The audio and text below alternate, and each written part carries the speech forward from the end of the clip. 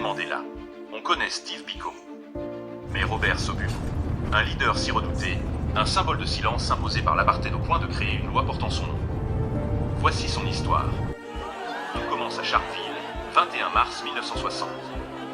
Des milliers de manifestants, les mains nues, défiant les Paslaos. La police ouvre le feu. 69 morts. Et derrière cette révolte, un nom, Sobukwe, leader du PAC. Arrêté, condamné à 3 ans de prison. Mais quand sa peine s'achève, le régime tremble, incapable d'affronter son influence en public. Que faire d'un homme dont la simple voix peut embraser la nation? Alors, dans les salons feutrés de Pretoria, une femme murmure. Evelyn Kruger, épouse du président du Parlement. Élégante, glaciale, c'est elle qui souffle à son mari.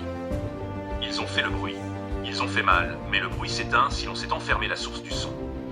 Pourquoi l'affronter sur le théâtre du monde? Pourquoi l'ériger en martyr? Donner à l'État le droit de prolonger sa peine. Créer une clause qui ne portera pas son nom officiel, mais qui nous permettra de l'enterrer vivant sans corps de Nibal. Le mari hésitant, ce serait sans précédent. Evelyn appuyant son regard. Parfois c'est l'exception qui préserve la norme. Ainsi naquit la Sobukwe Clause, unique au monde, une loi qui n'avait qu'une seule cible, lui. Sobukwe est envoyé à Robben Island. Isolement absolu. Même Mandela et les autres prisonniers politiques n'ont pas le droit de lui parler. Les gardiens reçoivent l'ordre, pas plus de 3 mots à cet homme. Mais dans ce désert de silence, une fissure s'ouvre. Elle s'appelle Anna Marais, infirmière blanche assignée à Robben Island pour contrôler l'état de santé des prisonniers. Progressiste, fille d'un pasteur réformé qui rejetait l'apartheid.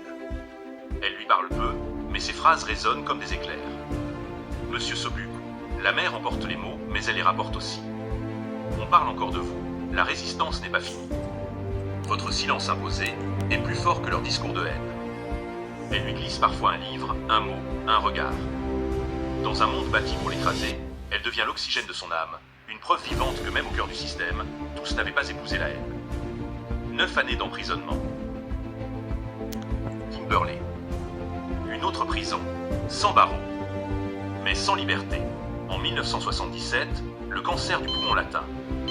Et le régime l'abandonne. Privé de soins, dignité volée.